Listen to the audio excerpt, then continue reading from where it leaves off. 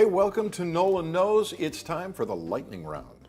Police photographed an alleged sleeping burglar. You know, if you're so tired you can't even burgle a place without falling asleep, it's no wonder you don't have a job.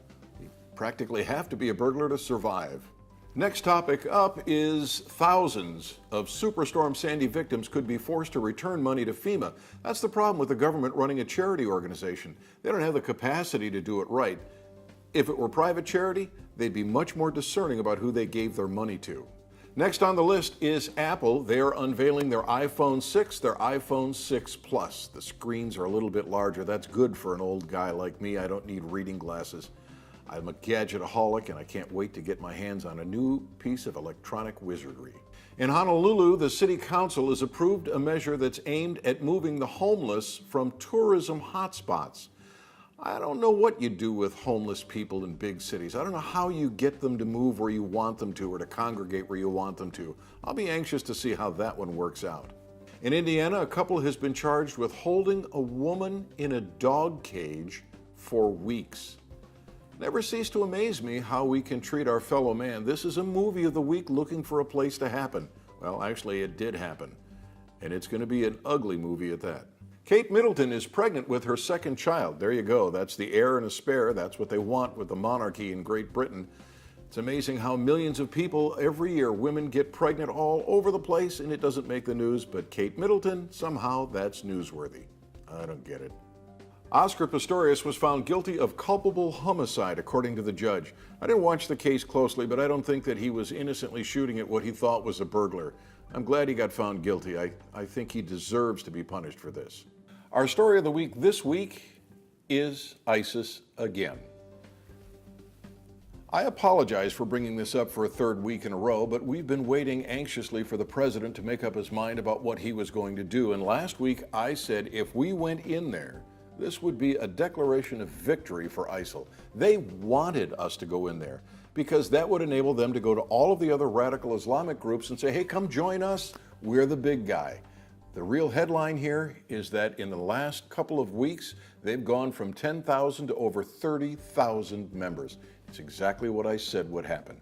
We should not be going into Iraq, and we shouldn't be going into Syria. If the president wants to go into Syria, he needs to get Congress to declare war. We need the legislature to say, yes, I'm on board with this. I think we should go into Syria, or they should say they're not. The president's afraid to go to Congress because the Democrats don't want to run for re-election in November, having declared that they're anxious to go to war again. It's time for our Squirrel of the Week, and this week, it's Congress. Congress has an awful lot on its plate. There is just a short time until the end of the session, and in that short time, they must, among other things, find a way to get a continuing resolution passed so that the government doesn't shut down. They need to come up with billions of dollars because the president is going to war. We have a staggeringly high unemployment rate and an incredibly low GDP for the United States economy.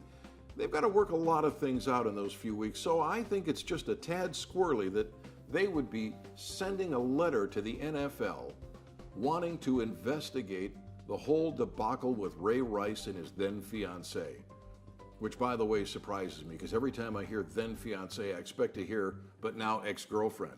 It's not. After he punched her, she still married him. That said, I think Congress has a lot of other things to worry about. They ought not be all that involved in whether or not this was handled right by the NFL. It just isn't their venue.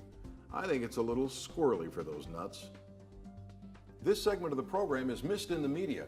A psychologist has discovered somehow through his studies that ethnic minorities who are exposed to racial stereotypes put on weight.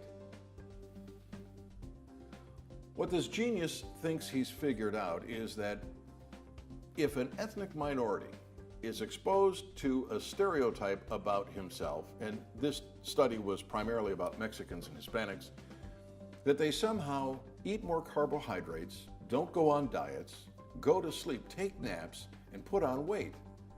I don't think this guy has a clue about cause and effect.